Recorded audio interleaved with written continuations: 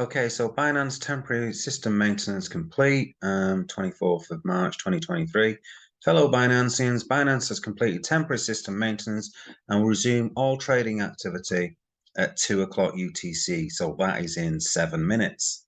Starting from now, users will be able to cancel orders, process deposits, trade on P2P, and perform lending, redemptions, asset transfers, and all other account-related functions.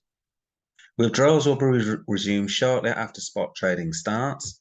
Trailer stop order will be temporarily suspended until further notice. The existing trailing orders have expired automatically. It is recommended that futures and margin trading users will, with open positions, reassess their collateral balances prior to the start of spot trading to mitigate against price fluctuations that may occur. We sincerely apologize for any inconvenience. Note, where any discrepancy arises between the translated versions and that of the original version, the English version shall prevail.